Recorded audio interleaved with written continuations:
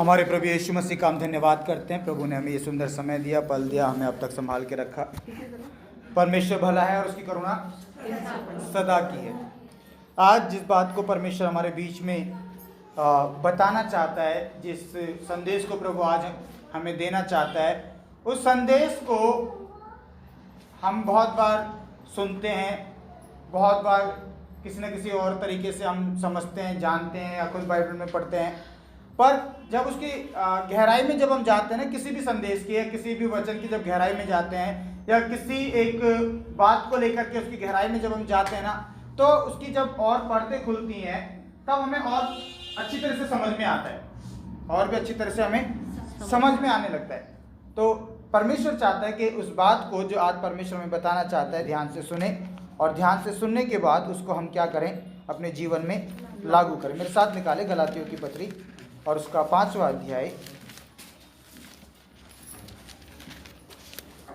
आज का जो संदेश है, अगर कोई लिखने वाले हैं जो लिखते हैं अपनी कॉपी डायरी में, संदेश है कि अपने मन से, अपने दिल से हर प्रकार की नफरत निकाल दो। अपने मन से और अपने दिल से हर प्रकार की नफरत को निकाल दो, चाहे वो किसी के भी प्रति हो, चाहे वो अपनों के प्रति हो या गैरों के प्रति हो या दुश्मनों के प्रति हो। अगर तुम्हारे साथ भी किसी ने बुरा किया है तो भी तुम्हें कोई राइट नहीं है, तुम्हें कोई अधिकार नहीं है कि तुम उसके प्रति अपने मन में नफरत रखो। आपके साथ कोई अच्छा करे या बुरा करे या कितना भी बुरा करे, you can not hate them. आप क्या नहीं कर सकते? नफरत नहीं कर सकते। और परमेश्वर आज इस वचन के द्वारा हमें बताना चाहता है कि नफरत करने वाले, नफरत जो करते हैं उनके साथ अंत में क्या होगा। और जब एक व्यक्ति नफरत करने लगता है तो वो किस हद तक चला जाता है, वो नफरत करने के चलते सामने वाले के साथ कैसा कैसा व्यवहार करता है। कुछ अपने साथ भी, अपने आप से भी नफरत करने लगते हैं, वो अपने साथ भी मिसबिहेव करते हैं। तो नफरत ना अपने आप से करनी है और ना किसी और से। तो नफरत के लिए मसीह जीवन में कोई जगह नहीं है। एक विश्वासी के जीवन में किसके लिए कोई जगह नहीं है? नफरत के लिए कोई जगह नहीं है। और अगर आप में से कोई नफरत करता है तो आप मसीह नहीं हैं, आप विश्वासी नहीं हैं।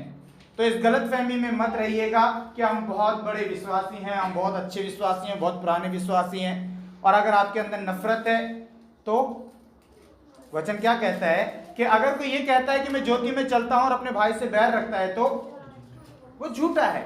वो कौन है? झूठा है। और उसमें परमेश्वर की ज्योति नहीं है, वो अंधकार में है। ना वो परमेश्वर के साथ है, ना परमेश्वर उसके साथ है। सबसे पहले एक वचन को हम पढ़ेंगे, 5वां अध्याय, उसका 19वें वचन से पढ़ें। गलातियों 5 का 19 से।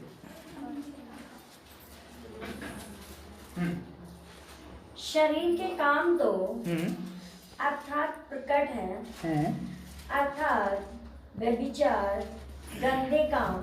शरीर के काम तो स्पष्ट हैं, काम तो प्रकट हैं, अर्थात व्यभिचार, गंदे काम, लुच्चपन, मूर्ति पूजा, टोहना, बैर, झगड़ा, ईर्ष्या, क्रोध, विरोध, फूट, विधर्म, ढा, मतवालापन, लीला क्रीड़ा और इनके जैसे और काम है। इनके जैसे और काम हैं। इनके विषय में मैं तुमसे पहले कह देता हूँ, इनके विषय में मैं तुमसे पहले कह देता हूँ, जैसा पहले भी कह चुका हूँ, जैसा पहले कह भी चुका हूँ, कि ऐसे ऐसे काम करने वाले परमेश्वर के राज्य के वारिस ना होंगे। परमेश्वर के राज्य के यानी कि स्वर्गीय राज्य के वारिस नहीं होंगे। 20वां वचन दोबारा पढ़े बेटा। मूर्ति पूजा, टोना, बैर। तीसरा शब्द क्या है इसमें? बैर यानी कि नफरत या ईर्ष्या। और 21वें वचन को पढ़ें। 21वें वचन का पहला शब्द क्या है? और डाह करने वाले। बैर करने वाले और डाह करने वाले परमेश्वर के राज्य के वारिस नहीं होंगे। परमेश्वर के राज्य के वारिस क्या नहीं होंगे? परमेश्वर के राज्य के वारिस नहीं होंगे और किसी भी रीति से नहीं होंगे। अगर किसी व्यक्ति ने अपने मन में कुछ भी पाप इस प्रकार का किया है, किसी से नफरत की है, किसी से किसी बुराई की है, तो पृथ्वी पर रहते रहते ही आज के दिन में परमेश्वर से क्षमा मांगे, उस व्यक्ति से क्षमा मांगे, ताकि परमेश्वर हमें नरक में ना झोंके वरन हमें अपने साथ स्वर्ग राज्य में रखे। अगर आप और मैं नफरत करते हैं तो आपके लिए मेरे लिए स्वर्ग में कोई जगह नहीं है। आपके लिए मेरे लिए स्वर्ग में कोई जगह नहीं है। आप बोल सकते हैं भैया आपको पता नहीं है कि उस व्यक्ति ने मेरे साथ कितना बुरा किया है, उस बहन ने, उस भाई ने मेरे साथ कितना घिनौना बर्ताव किया है, उसने मेरी कितनी बदनामी की है, उसने मेरा नाम कितना खराब किया है, उसने मेरे साथ क्या क्या किया है आपको नहीं पता, उसने मुझे कितना बर्बाद कर दिया आपको नहीं पता। आप बोल सकते हैं, पर बाइबल इसके बारे में सिर्फ एक ही बात बोलती है, जो तुमसे बैर करते हैं, जो तुम्हारे शत्रु हैं, उनके लिए प्रार्थना करो, और जो तुम्हारे शत्रु हैं उनसे प्रेम करो। नफरत करने के लिए बाइबल हमें अलाउ नहीं करती। बाइबल हमें अलाउ नहीं करती। आप चर्च में बैठे हुए हैं, आप ध्यान से सुन रहे हैं, आप आराधना कर रहे हैं, आप प्रार्थना कर रहे हैं, पर अगर आपके मन में नफरत है, कड़वाहट है और डाह है, ईर्ष्या है, जलन है, you are not permitted to enter into the heaven. आपको स्वर्ग में प्रवेश करने का अधिकार नहीं है, because Bible doesn't allow you to hate anyone. Bible आपको किसी को भी नफरत करने की अनुमति नहीं देती, किसी से भी, चाहे वो आपका अपना हो या कोई दुश्मन हो। आप बैर नहीं कर सकते। अगर आप बैर करते हैं, ढा करते हैं, नफरत करते हैं, इसका मतलब है आप स्वर्ग में नहीं जा सकते। और अगर आपने अब तक किया है तो आज प्रभु के सामने हमें अपने आप को दीन और शून्य करें, ताकि प्रभु का आत्मा हमें क्षमा करे और हम परमेश्वर के साथ स्वर्ग राज्य में रहने पाए। नफरत को निकालना भी है और दोबारा करना भी नहीं है। आमीन। पढ़े बेटा 20-21 दोबारा पढ़े। ढा, मतवालापन, लीला क्रीड़ा और इनके जैसे और काम है। इनके जैसे और काम है। इनके विषय में मैं तुमसे पहले कह देता हूँ, जैसे पहले कह भी और चुका पहले मैं कह भी चुका हूँ कि ऐसे ऐसे काम करने वाले परमेश्वर के राज्य के वारिस ना होंगे। ये फैक्ट है कि लोग हमारे साथ बुरा करते हैं, बहुत बुरा करते हैं, हमारी सोच और समझ से परे जाकर के भी हमारे साथ बुरा करते हैं। पर बाइबल ना तो बदला लेने के बारे में बताती है और ना बाइबल नफरत करने के बारे में बताती है। बाइबल बताती है क्षमा करने के बारे में, बाइबल बताते हैं उसके लिए प्रार्थना करने के बारे में। बाइबल बदला लेने के लिए और नफरत करने के लिए क्या करती है? मना करती है। पर ये नफरत एक इंसान के अंदर आई कैसे? मैं आपको स्टार्टिंग से बताना चाहता हूँ, और आज के समय तक, उत्पत्ति से लेकर और आज के समय तक उन सारी बातों को परमेश्वर आज पर प्रकट करेगा कि नफरत आई कहां से और किस किस ने नफरत करी और किस किस ने नफरत करने के चलते क्या क्या पाया, क्या क्या उनको नुकसान उठाना पड़ा, उन्होंने दूसरे के साथ कैसा किया और उनके साथ कुछ व्यक्तिगत रूप से उनके साथ कैसा हुआ। उन सारी बातों को देखते हुए आज परमेश्वर में बताएगा कि नफरत करना सच में कितना बड़ा पाप है। नफरत करना सच में कितना बड़ा पाप है। और ये नफरत हमें किस हद तक गिरा देती है, ये नफरत हमें किस हद तक नीचे गिरा देती है, हमें कितना वहशी बना देती है, कैसा दरिंदा बना देती है कि हम ये नहीं देखते कि सामने वाला कौन है। वो बड़ा है, वो बुजुर्ग है, वो स्त्री है, वो पुरुष है, वो छोटा है, वो बच्ची है, वो क्या है क्या नहीं है, उसको कुछ भी नजर नहीं आता। उसको अंदर में जो नफरत है वो इतनी भयंकर होती है कि उस नफरत को वो जगह देने के कारण सामने वाले के साथ कुछ भी गंदे से गंदा करने के लिए तैयार है। बुरे से बुरा, घृणित से घृणित करने के लिए वो व्यक्ति तैयार होता है, क्योंकि उसके अंदर इतनी नफरत भरी है, इतनी कड़वाहट भरी है, वो कुछ भी कर गुजरने के लिए तैयार है। सबसे पहली बात, ये जो नफरत है ये कहां से आई? बाइबल बताती है, उत्पत्ति 3 अध्याय,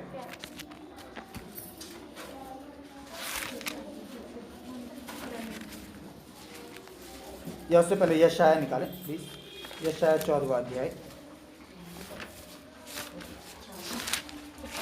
14 14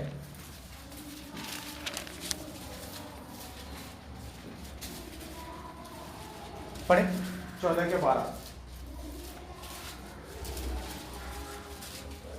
पढ़े। पुराना नियम में पेज नंबर 836। पेज नंबर 836 नए लोगों के लिए बताया जा रहा है। पेज नंबर 836 14वां अध्याय और 12वां वचन पढ़े बेटा। हे भोर के चमकने वाले तारे, तू कैसा आकाश से गिरा पड़ा है, तू कैसे आकाश से गिर पड़ा है, तू जो जाति जाति को हरा देता था, तू जो जाति जाति को हरा देता था, तो अब कैसे फटकार भूमि पर गिराया अब गया तू है। कैसे काट कर भूमि पर गिराया गया है। तू मन में कहता तू मन में कहता तो था, मैं सर पर चढ़ूंगा, मैं स्वर्ग पर चढ़ूंगा, हाँ मैं अपने सिंहासन को ईश्वर के तारागण से अधिक ऊंचा करूंगा और उत्तर दिशा की चोर पर सभा के पर्वत पर विराजूंगा, सभा के पर्वत पर विराजूंगा। 12वां वचन दोबारा पढ़ें। 1 मिनट बेटा, धन्यवाद। ऊंची आवाज में। हे भोर के चमकने वाले तारे, हे भोर के चमकने वाले तारे, तू कैसे आकाश से गिर पड़ा है, तू आकाश से कैसे गिर पड़ा है, तू जो जाति जाति को हरा देता था, तू जो जाति जाति को हरा देता था, तू अब कैसे हाँ काट कर भूमि पर गिराया गया है। तू अब कैसे काट कर भूमि पर गिरा दिया गया है। कौन गिरा दिया गया है? शैतान। क्यों गिरा दिया गया है? उसके मन में घमंड आ गया। वो अपने आप की तुलना वो परमेश्वर से करने लगा और वो परमेश्वर की तुलना परमेश्वर की समानता में होना चाहता, परमेश्वर से बढ़कर होना चाहता था। इसलिए परमेश्वर ने उसको क्या कर दिया? क्या कर दिया? उसको गिरा दिया, उसको काट करके क्या कर दिया? नीचे गिरा दिया। इस घटना से पहले वो परमेश्वर का पुत्र हुआ करता था, पर इस घटना के बाद जब वो स्वर्ग से उसको और उसके सेना को जब गिरा दिया गया तो वो शैतान बन गया। इससे पहले क्या था? वो स्वर्गदूत था, वो लूसीफर था। पर जब वो गिरा दिया गया वो क्या बन गया? वो शैतान बन गया। हे भोर के चमकने वाले तारे, तू कैसे काट कर गिरा दिया गया। इसके अंदर एक नफरत थी। किसके अंदर? शैतान के अंदर एक नफरत थी कि परमेश्वर जिसकी मैं आराधना करता था, स्तुति करता था, उस परमेश्वर ने मुझे कैसे गिरा दिया। परमेश्वर ने मेरे साथ बुरा किया है। परमेश्वर ने मेरे साथ बुरा किया है। मैं बदला लूंगा। क्या करूंगा? क्या करूंगा? बेशक परमेश्वर ने मुझे काट करके गिरा दिया है, पर अब जो कुछ भी परमेश्वर और बनाएगा मैं उसको भी क्या कर दूंगा? परमेश्वर के उपस्थिति में रहने योग्य नहीं रखूंगा। तब हम 3रे अध्याय में पढ़ते हैं, उत्पत्ति 3रा अध्याय। हमें मालूम है इस 3रे अध्याय में क्या लिखा है। 3रे अध्याय में किस प्रकार से पढ़ो। 3रा अध्याय पहला वचन। किस प्रकार से 3रे अध्याय में शैतान आदम और हव्वा को बहकाता है और पाप में गिराता है। पढ़ें। यहोवा परमेश्वर ने जितने बनेले पशु बनाए थे, यहोवा परमेश्वर ने जितने बनेले पशु बनाए थे, उन सब में सर्पदूत था। उसने स्त्री से कहा, उन सब में सर्प धूर्त था। उसने स्त्री से कहा, क्या सच है कि परमेश्वर ने कहा तुम इस वाटिका के किसी वृक्ष का फल ना खाना। स्त्री ने सर्प से कहा, इस वाटिका के वृक्षों के फल हम खा सकते हैं, पर जो वृक्ष वाटिका के बीच में है उसके फल के विषय में परमेश्वर ने कहा है कि ना तो तुम उसको खाना, ना तो तुम उस फल को खाना और ना उसको छूना, नहीं तो मर जाओगे। नहीं तो तुम मर जाओगे। तब सर्प ने स्त्री से कहा, तब सर्प ने अर्थात शैतान सर्प के अंदर होकर के क्या कर रहा है? कार्य कर रहा है। और लिखा है कि तब सर्प ने स्त्री से कहा, तुम निश्चय ना मरोगे, वरन हाँ परमेश्वर आप जानता है कि जिस दिन तुम उसका फल खाओगे उसी दिन तुम्हारी आंखें खुल जाएंगी उस दिन तुम्हारी आंखें खुल जाएंगी और तुम भले बुरे का ज्ञान पाकर परमेश्वर के तुल्य हो जाओगे। परमेश्वर के तुल्य हो जाओगे।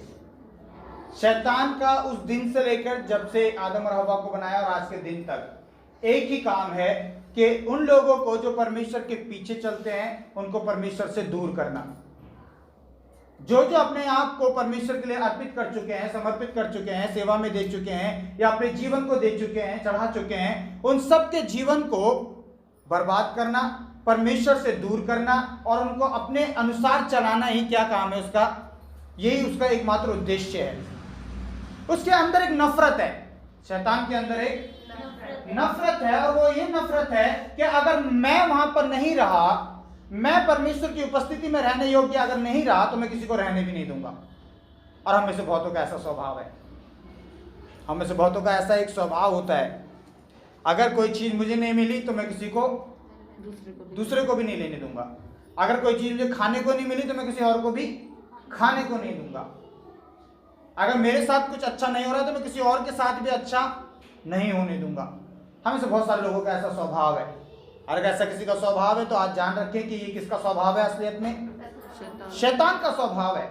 और वो ये चाहता है कि अगर मैं नहीं रह पाया परमेश्वर की उपस्थिति में, अगर मैं नहीं रह पाया उस स्वर्ग के राज्य में, अगर मैं नहीं रह पाया, मैं किसी को रहने भी नहीं दूंगा।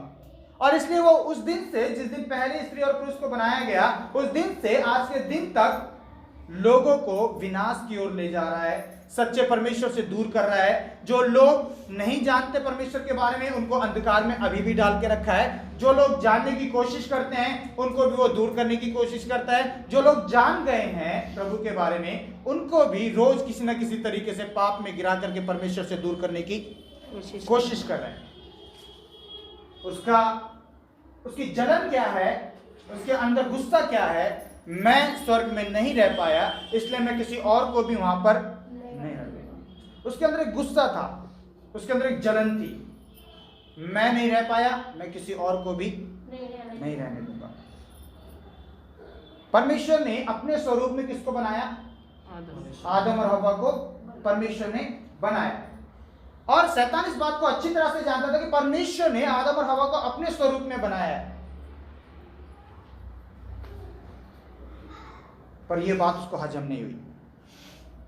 परमेश्वर दिन के ठंडे समय में किससे मिलने के लिए आता था? आदम और हवा से मिलने के लिए आता था। वो परमेश्वर के मुख का दर्शन पाते थे, परमेश्वर से बातचीत करते थे। ये उससे बर्दाश्त नहीं हुआ कि एक समय में परमेश्वर मुझसे प्रसन्न था, एक समय में परमेश्वर मुझसे प्यार प्रेम करता था, पर आज परमेश्वर ने मुझे नीचे काट करके डाल दिया और इन मनुष्य से परमेश्वर संगति करना चाहता है। इन मनुष्य के साथ परमेश्वर भला बनना चाहता है। इन मनुष्यों को परमेश्वर मेरी महिमा में बढ़ाना चाहता है। मैं ऐसा नहीं होने दूंगा। और ऐसा स्वभाव में से बहुत सारे लोगों का है। आपने देखे ऐसे लोग कभी देखें? ना खाऊंगा ना खाऊंगा ना खाने दूंगा, ना किसी को अच्छा, ना तो मैं, अगर मेरे को नहीं मिला तो किसी को भी। हमारे घर के बच्चे खुद ऐसा करते हैं, हम खुद है ना। बहुत सारे लोग ऐसे हैं जो सोचते हैं अगर मुझे नहीं मिला तो मैं किसी को लेने भी नहीं दूंगा, उसको आशीष पाने भी नहीं दूंगा। पर इस बात को आप दिमाग में बनाए रखें कि ये स्वभाव शैतान का है। और अगर मेरे मन में नफरत है तो मैं किसके द्वारा चलाया जा रहा हूं? किसके द्वारा? किसके द्वारा? आप शैतान के द्वारा चलाए जाना चाहते हैं या परमेश्वर के द्वारा? परमेश्वर के द्वारा। बोलने में अच्छा लग रहा है पर करने में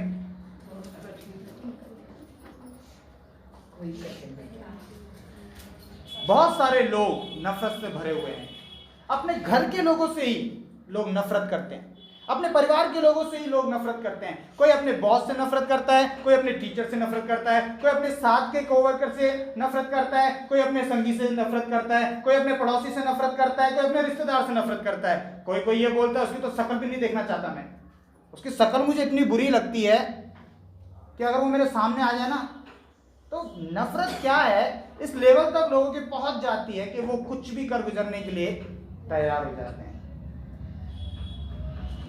एक नफरत किसके अंदर थी? शैतान के अंदर थी। और वो इस हद तक इस हद तक चला गया कि परमेश्वर की श्रेष्ठ सृष्टि, परमेश्वर की एक महान और श्रेष्ठ सृष्टि को उसने क्या कर दिया? क्या कर दिया? खराब कर दिया। उनके जीवन में पाप ले आया। आप और मैं, हमको नफरत करने का अधिकार नहीं है। आपको और मुझको नफरत करने का अधिकार नहीं है, किसी से भी नहीं है। दूसरा, एक और व्यक्ति हम बाइबल में देखते हैं, वो नफरत करने लग गया। किससे? जस्ट अपने छोटे भाई से। किससे? अपने छोटे भाई। पढ़े इसी का 4था अध्याय, पहले वचन से पढ़े।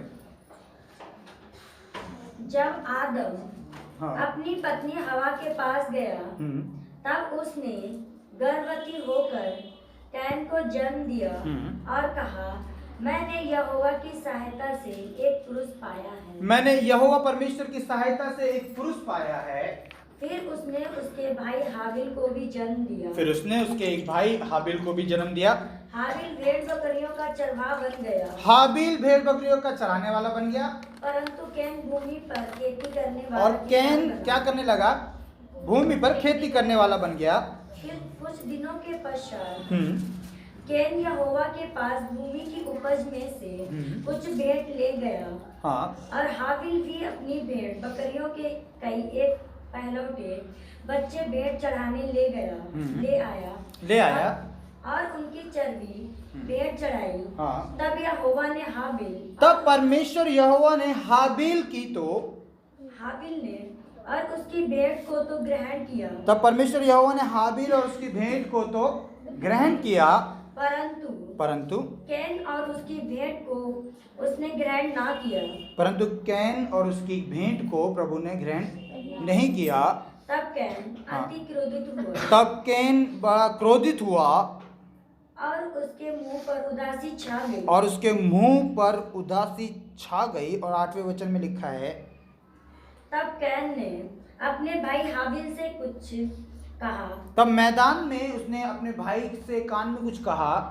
और जब वे मैदान में थे, हाँ, तब कैन ने अपने भाई हाबिल पर चढ़कर उसे घात किया। तब उसने अपने भाई को क्या किया? क्या किया? किसने? कैन ने। किसने? कैन ने। किसको? हाबिल को। क्यों? क्योंकि उसकी जो भेंट थी वो ग्रहण नहीं की गई। और किसकी ग्रहण की गई?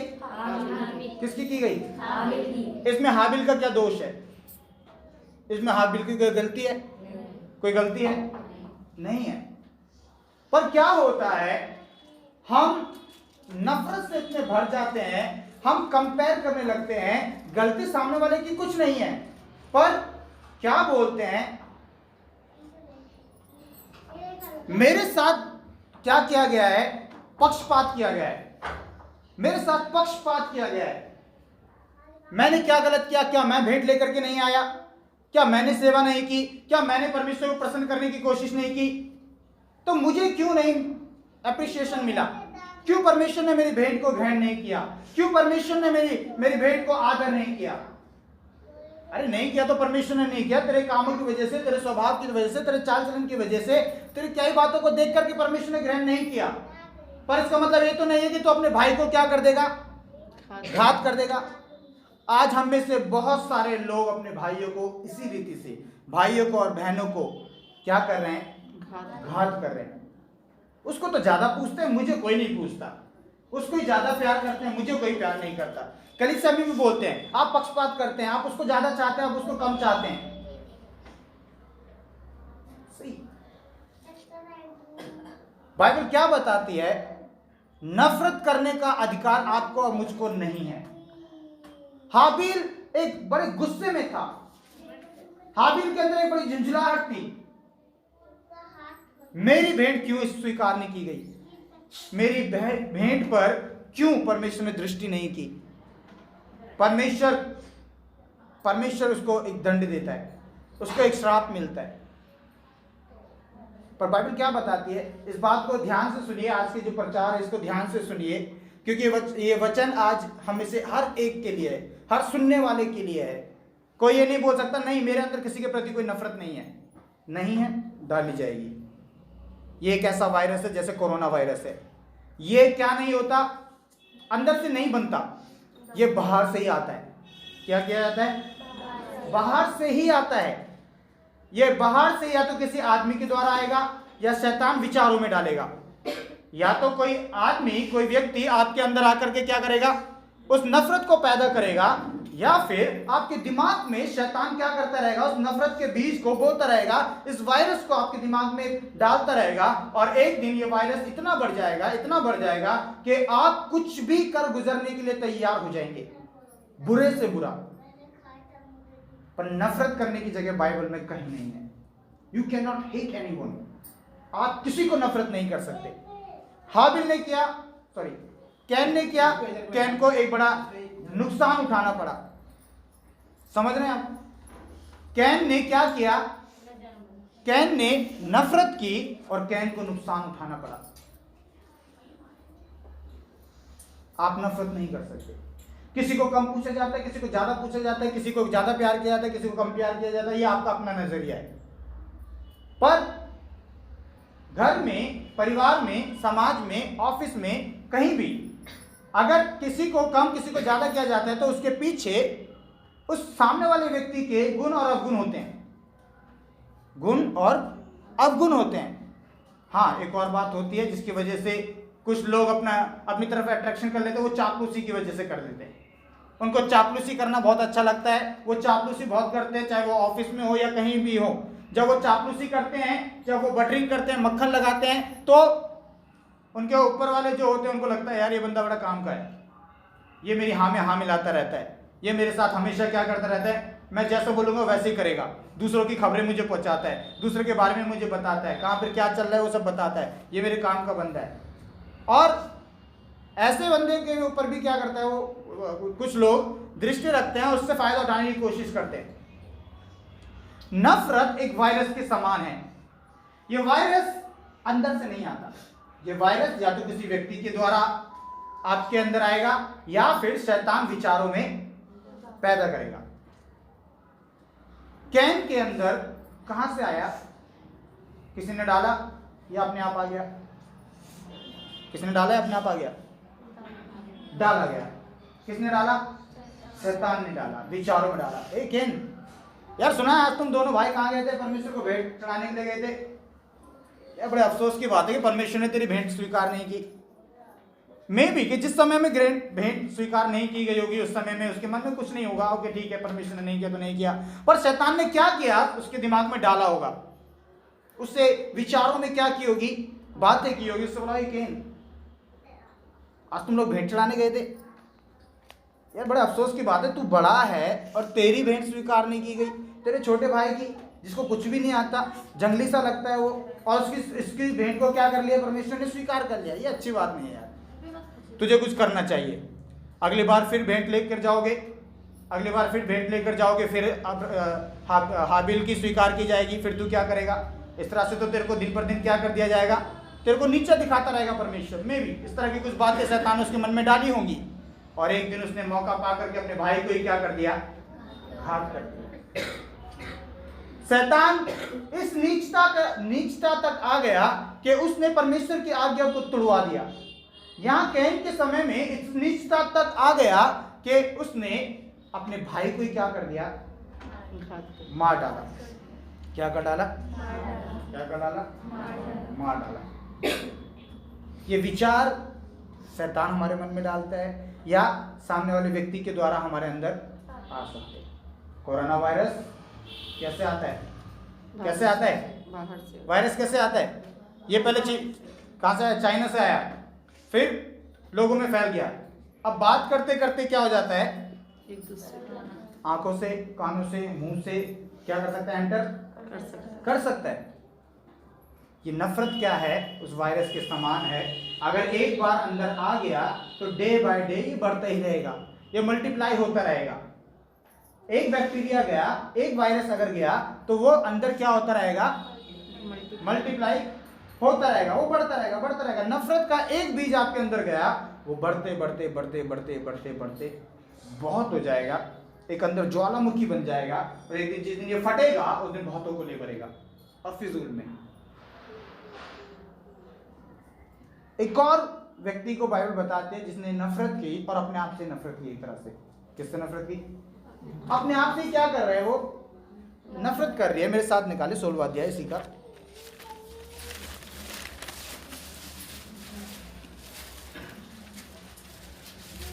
पहले वचन से पढ़े।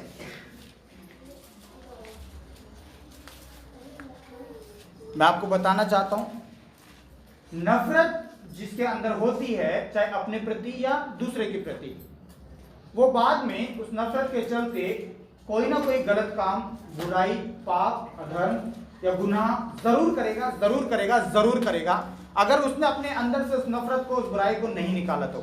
पढ़े, पहले वचन से पढ़े, 16 का पहला। अब्राहम की पत्नी सारे की कोई संतान ना थी। अब्राहम की पत्नी सारे की कोई संतान ना थी। उसकी हाजिरा नाम की एक मिस्री दासी थी। सारे ने अब्राहम से कहा, और सारे ने अब्राहम से कहा, देख यहोवा ने तो मेरी कोख बंद कर रखी है। परमेश्वर ने तो मेरी कोख बंद कर रखी है। इसलिए मैं तुझसे विनती करती हूँ कि तू मेरी दासी के पास जा। मेरी दासी हाजिरा को अपनी पत्नी बना ले और उसके पास जा। संभव है कि मेरा घर उसके द्वारा बस जाए। ये बांझ है। कौन? सारा कौन है? बांझ है। उसके पास कोई संतान नहीं है, पर उसके पास एक वायदा है। परमेश्वर के द्वारा किया गया एक वायदा है। उसके पति के द्वारा दिया गया एक आश्वासन का शब्द है कि परमेश्वर समय पर सुधीरेगा ही लेगा। परमेश्वर ने उसके पति से वायदा किया है, उससे वायदा किया है, उससे बोला है कि मैं तुम्हारे वंश को आकाश के तारों के समान क्या कर दूंगा? बढ़ा दूंगा। पर उसको लग रहा है कि नहीं हो सकता। Sometimes we feel that God also cannot do this thing. हमें कई बार लगता है कि परमेश्वर भी नहीं कर सकता। और जब हमारे अंदर ऐसा एक अपने ही प्रति नफरत आ जाती है, उसको बांझपन से चिढ़ हो गई, उसको बांझपन से नफरत हो गई, उसको सब्र नहीं हो रहा है कि मैं कैसे इस चीज को संभाल के रखूं। मुझे संतान चाहिए। किसी भी हद में जाकर के, किसी भी लिमिट पे जाकर के मुझे क्या चाहिए? संतान चाहिए। चाहे मेरी दासी के द्वारा ही मुझे मिले, पर मुझे चाहिए। उस अपने आप से क्या कर रहे हैं? वो नफरत कर रहे हैं। मैं बहुत सारे लोगों को ऐसे जानता हूं। किसी को अपनी शक्ल ही पसंद नहीं है। यार मैं इतना काला क्यों? किसी को अपनी शक्ल से क्या है? नफरत है। यार मैं इतना काला क्यों? किसी को लगता है मेरे दांत बाहर क्यों है? किसी को लगता है यार मेरी नाक कुछ ज्यादा बड़ी तोते जैसी है। अबे तुम कैसे भी हो यार? परमेश्वर ने बनाया और तुम श्रेष्ठ हो और तुम सबसे सुंदर हो। Hallelujah, hallelujah. अपने आप से नफरत करने की जरूरत नहीं है। कभी भी दूसरे बंदे को देख करके ये नहीं सोचने की जरूरत यार इतना गोरा है और मैं इतना काला क्यों? वो गोरा हो सकता है तो क्या हो गया? तुम काले हो तो क्या हो गया? अपने आप से नफरत करने की जरूरत नहीं है। आप कई बार इतने डिमोटिवेट हो जाते हैं, आप इतने निराश हो जाते हैं अपने जीवन में कि आप कुछ भी कर गुजरने की सोचते हैं। कई बार लोग आपको ताने मारते हैं। कोई लड़का काला हो कालू, कोई लड़की अगर काली है कल्लो। तो कालू और कल्लो के चक्कर में बंदे भी कई बार क्या हो जाते हैं? डिप्रेशन में आ जाते हैं। लोग मुझे ऐसे बोलते हैं, लोग मुझे, कोई विकलांग है उसको लंगड़ा बोल रहा है, और टुंडे वो लंगड़े, अगर बोल रहा है तो बोलने दो। पर परमेश्वर ने तुमको जैसा भी रखा है, तुम्हारे द्वारा परमेश्वर अपनी महिमा ले सकता है। तुम काले हो, गोरे हो, तुम अपंग हो, विकलांग हो, whatever you are, however you are, आप कैसे भी हैं, परमेश्वर आपसे अपनी महिमा ले सकता है। सारा बांझ थी और उसको अपने से एक नफरत थी कि मुझसे संतान नहीं हो रही है, पर उसको संतान चाहिए थी और उसने एक गलत कदम उठाया और उसने अपनी दासी सारा को क्या किया? अपने पति के लिए दे दिया और उससे जो संतान हुई उससे आपको मालूम है क्या हुआ फिर आज हम जिन मुस्लिम्स को हमारे बीच में देखते हैं, हमारे मुस्लिम बहन भाइयों को जिनको हम देखते हैं, वो हाजिरा के द्वारा ही क्या है? इस संसार में आए।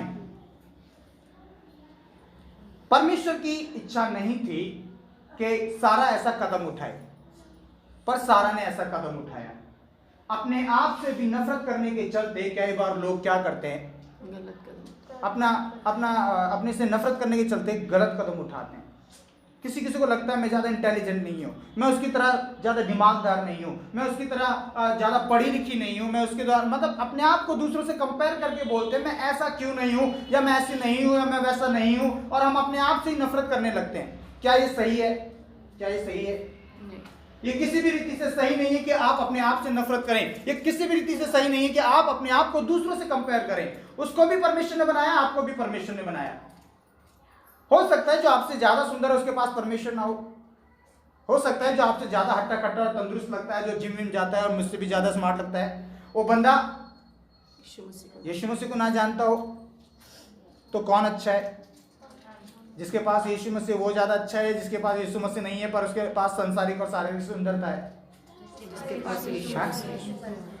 Hallelujah, hallelujah. आजकल छोटे छोटे बच्चों में क्रेज देखते हैं। एक बच्चा है कल्याणपुर चर्च में, चाचू बोलता है, बोला चाचू देखो कौन सी कार जा रही है, ओए ओडी जा रही है, ओडी। BMW चाचू, BMW जा रही है। एक दिन मेरे से बोला चाचू जब मैं बड़ा हो जाऊंगा ना मैं ओडी लूंगा और चर्च के नीचे आकर हॉर्न बजाऊंगा और फिर आप तैयार होकर आना, मैं आपको बैठा करके क्या करूंगा, मैं ऑडी में बैठा करके आपको चर्च ले जा करूंगा। आप सोच रहे हैं चर्च के नीचे गाड़ी लाएगा और चर्च में ले जाएगा, मतलब दूसरे चर्च में जहाँ पर मैं पहले खान मार्केट में था, तो वो बोलता था मैं वहाँ से कल्याणपुर चर्च से आपको खान मार्केट चर्च में क्या करूँगा, ले जाऊँगा। मतलब कई बार लोगों को लगता है मेरे पास क्यों नहीं है, मैं इतना पैसे वाला क्यों नहीं हूँ, मैं इतना सुंदर क्यों नहीं हूँ, मैं इतना टैलेंटेड क्यों नहीं हूँ। और हम अपने बच्चों को भी कई बार क्या बोलते हैं, इसी तरह से बोलते हैं, उसको देख तेरे से ज़्यादा नंबर लेकर आई है, उसको देख तेरे से ज़्यादा दिमाग है उसके अंदर, वो अपने माँ बाप की कितनी बात मानती है। ऐसी बहुत सारी बातों के द्वारा भी हम इनडायरेक्टली टॉर्चर करते हैं अपने बच्चों को, और ऐसा नहीं करना चाहिए। बच्चों के अंदर अपने ही प्रति घृणा आ जाती है, ऐसा नहीं करना चाहिए। आप समझ रहे हैं? सभी समझ रहे हैं?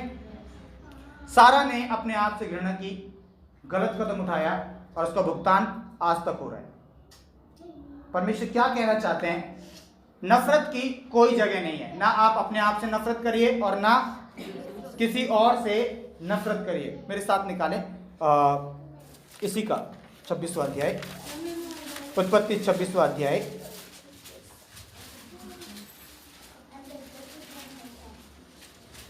बारहवीं वचन से पढ़े। उत्पत्ति 26वां अध्याय और उसका 12वां वचन से पढ़े। फिर इसहाक ने उस देश में जोता बोया, और फिर इसहाक ने उस देश में जोता बोया, और उसी वर्ष में 100 गुना फल लाया। और उसी वर्ष में इसहाक 100 गुना फल लाया। अकाल में बोया और अकाल के समय में ही 100 गुना परमेश्वर ने इसहाक को क्या दी? आशीष दी। और यहोवा ने उसको आशीष दी, और परमेश्वर यहोवा ने अपने दास इसहाक को आशीष दी, और वह बढ़ा, और वो बढ़ा, और उसकी उन्नति होती चली गई। इसहाक बढ़ा और उसकी उन्नति होती चली गई, यहाँ तक कि वह अति महान पुरुष हो गया। यहाँ तक कि वो अति महान पुरुष हो गया, जब उसके भेड़ बकरी, गाय बैल और बहुत से दास दासियां हुई, और जब उसकी बहुत से दास दासियां हुई, तब पलस्ती उससे ढहा करने लगे। क्या हुआ भाई? जब उसकी भेड़ बकरी बढ़ने लगी, उसकी संपत्ति बढ़ने लगी, उसके दास दासियां बढ़ने लगे, उस समय में जो पलस्ती थे, जो शत्रु थे, वो किससे ढहा करने लगे? इसहाक से नफरत करने लगे। किसी को बढ़ना है तो बढ़ने दो ना। अगर किसी के घर में नया टीवी आया तो आने दो, खुशी मनाओ। किसी के घर में बड़ा फ्रिज आया है, डबल डोर वाला आया है, मैं तो कह रहा हूं ट्रिपल डोर और 4 डोर वाला भी आ जाए। अगर किसी के आया है तो खुश होना चाहिए। पर हम में से बहुत सारे लोग देखते हैं कि किसी और को खुशी मिलती है, किसी और के घर में कोई साधन आया है और दूसरे का मुंह उतर जाता है, और फिर 4 लोग मिलकर बात करेंगे इसके पास इतना पैसा कहाँ से आ गया है? आदमी तो छोटी सी नौकरी करता है, औरत कहीं जाती नहीं है, बच्चे इसके पढ़ रहे हैं, इसके पास इतना पैसा कहाँ से आ गया? अबे आ गया तो आ गया, तुम काहे को टेंशन ले रहे हो यार? इसहाक से पलस्ती ढहा करने लगे। क्यों? क्योंकि वो क्या हो रहा था? वो बढ़ रहा था। अगर कोई बढ़ रहा है तो बढ़ने दो। अगर कोई बढ़ रहा है तो उसके बढ़ने में तुम आनंद मनाओ। और उसको मन से आशीष दो, आशीर्वाद दो। हे परमेश्वर, इस भाई को, इस बहन को आप और आशीषित करें। जो झुग्गियों में रहते हैं हम उनके लिए प्रार्थना करते हैं, उन्हें आशीर्वाद देते हैं, वो अपने प्लॉट में आ जाएं। और जो छोटे प्लॉट में रहते हैं हम उनसे से कहते हैं परमेश्वर उनका परिवार जैसे बढ़ा रहा है, उनकी जगह भी बढ़ा दीजिए। परमेश्वर चाहता है कि आप आशीष पाएं, पर अगर आप ढा करेंगे तो जो आपके पास है वो भी हाथ से निकल जाएगा। ये पलस्ती किससे नफरत करने लगे? इसहाक से नफरत करने लगे। और क्यों नफरत करने लगे? क्योंकि वो बढ़ रहा था। जब कोई बढ़ता है ना तो ढा नहीं करना, बैर नहीं करना, उससे नफरत नहीं करनी। अरे बढ़ रहा है, अच्छी बात है यार, मेरे ही तो भाई है, मेरी तो बहन है, मेरे ही तो रिश्तेदार है, मेरे ही तो छोटा है। अगर ये बढ़ रहा है, ये बढ़ रही है, तो परमेश्वर इसको और आशीष दे। अगर मुझे नहीं मिला है तो कोई बात नहीं, परमेश्वर देना चाहता है तो देगा, नहीं देगा तो परमेश्वर तो है मेरे पास। हाँ, अब मैं दोबारा इस बात को थोड़ा सा मोल्ड करके बोलूंगा। अगर किसी के पास एक ऑडी है या BMW है, पर उसके पास यीशु मसीह नहीं है तो, और आपके पास यीशु मसीह है, तो कौन ज्यादा अमीर है? कौन अमीर है? भाई मैं तो अमीर हूं, मेरे पास BMW नहीं है, पर मेरे पास एक यहोवा सर्वशक्तिमान परमेश्वर प्रभु यीशु मसीह है। मेरे पास हो सकता है आलीशान बंगला नहीं है, मेरे पास हो सकता है कि एक बहुत अच्छा कोई घर नहीं है, पर हो सकता है कि मेरे पास सुख सुविधा की बहुत सारी चीजें नहीं है, पर मेरे पास एक परमेश्वर है और वो मेरे लिए सब कुछ है। हालेलुया। अगर कोई बढ़ता है उसे मन से और आशीर्वाद दो, उसे और आशीष दो, उसके लिए आनंद मनाओ। पर यहां पर पलस्ती उससे क्या करने लगे? ढा करने लगे। और क्या कहा? पढ़े आगे बेटा,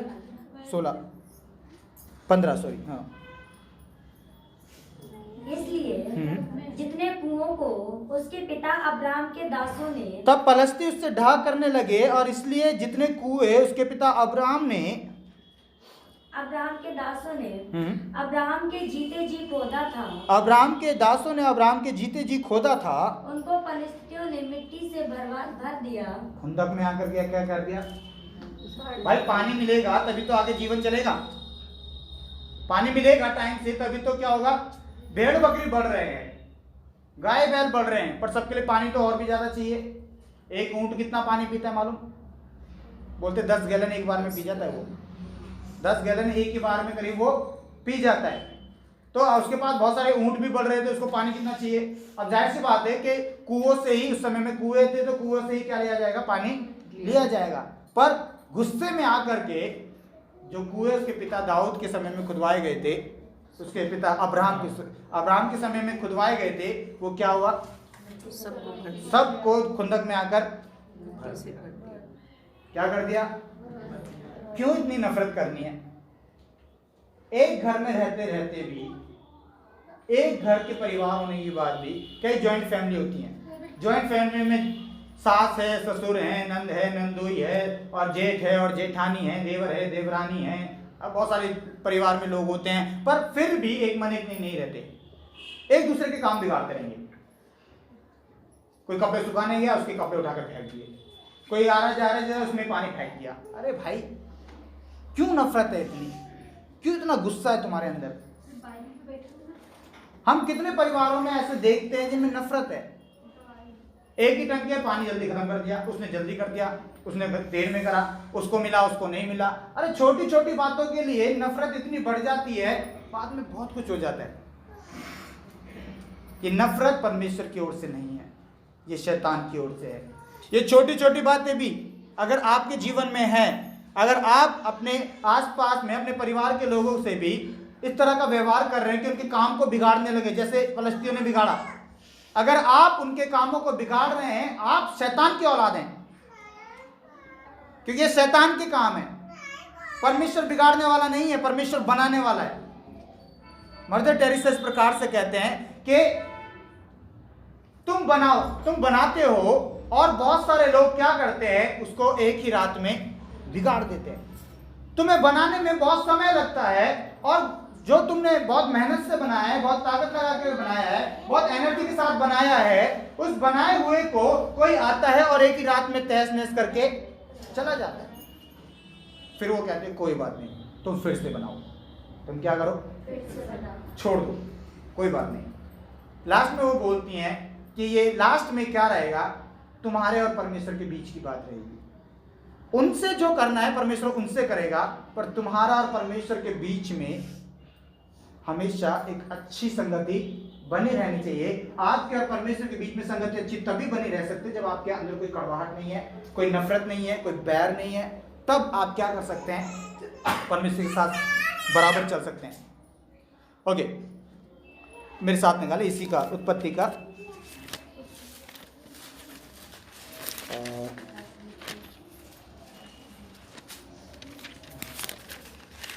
31वां अध्याय।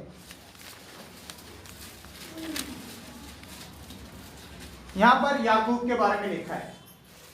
याकूब अपने भाई एसाव के डर की वजह से कहां चला गया, अपने मामा के यहाँ चला गया। एक टाइम तो मामा के संग रहा, बड़ी अच्छी पटरी मामा के संग। मामा के घर गया, वहां पर 2 लड़कियों से शादी कर ली, अच्छा खासा चल रहा है सब कुछ। एक टाइम तक सब कुछ सही चलता है, रिश्तेदारों में, दोस्तों में, पड़ोसियों में, जिनके बीच में भी हम रहते हैं, या कलीसिया में, अगुवों में। एक समय तक क्या रहता है, कई बार अच्छा रहता है, पर जब प्रॉब्लम क्रिएट होने लगती हैं तो उस समय में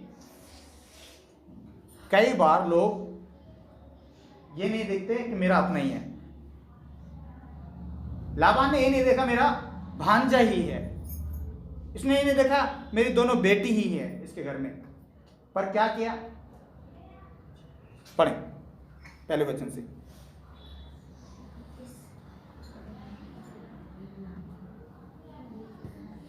फिर लाबान के पुत्रों की ये बातें याकूब ने सुनने में आई। याकूब के सुनने में आई। फिर लाबान के पुत्रों की ये बातें याकूब के सुनने में आई। याकूब ने हमारे पिता का सब कुछ छीन लिया है। याकूब ने हमारे पिता लाबान का सब कुछ छीन लिया है। हमारे पिता के धन के कारण हाँ, उसकी ये प्रतिष्ठा है। और हमारे पिता के धन के कारण ही क्या हुआ है, उसकी इतनी प्रतिष्ठा हुई है, वो इतना बढ़ गया है। ये हमारे बाप के पैसे क्या हुआ है। हाँ, और याकूब ने लाबान के मुख पर दृष्टि की, लाबान के मुख को देख करके दृष्टि की और ताड़ लिया। क्या कर लिया, ताड़ लिया, मतलब देख के समझ गया हाँ भाई अब ये बंदा मेरे फेवर में नहीं है, अब ये मुझसे पहले जैसा प्यार नहीं कर। उसके चेहरे को ताड़ लिया कि वह उसके प्रति पहले के समान नहीं है, कि वह उसके प्रति पहले के समान।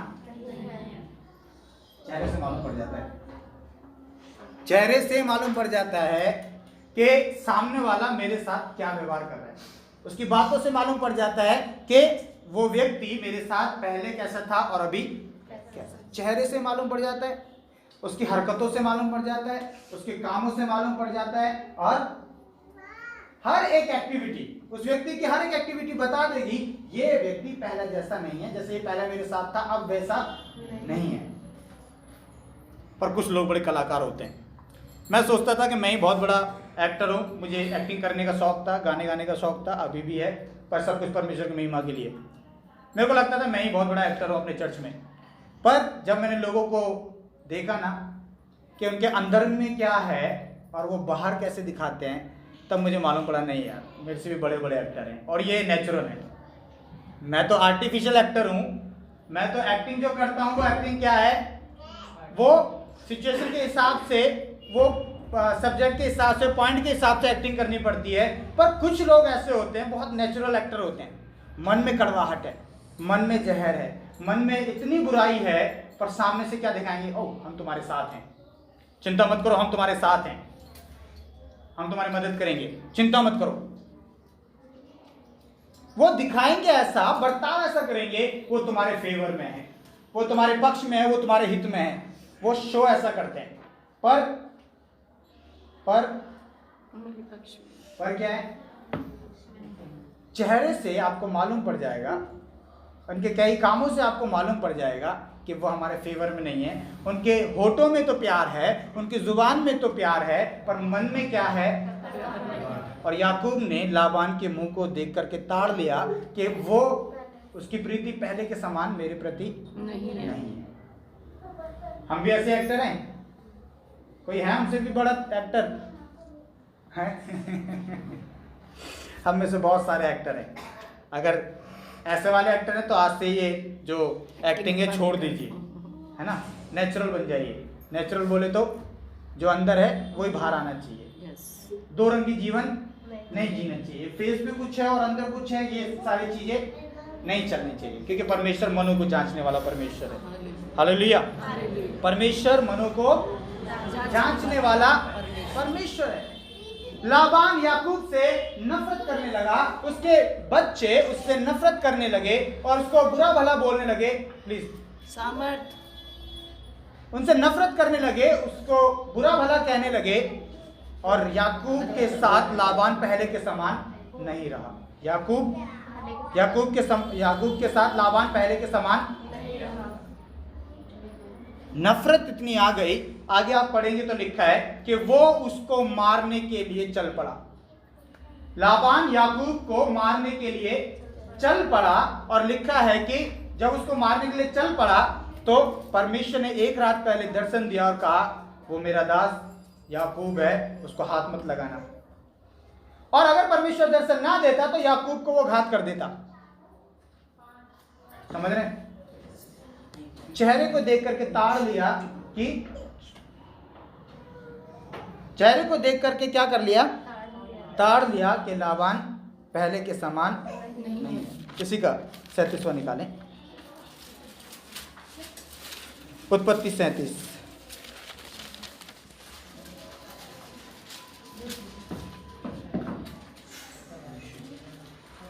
18वें वचन से पढ़ें।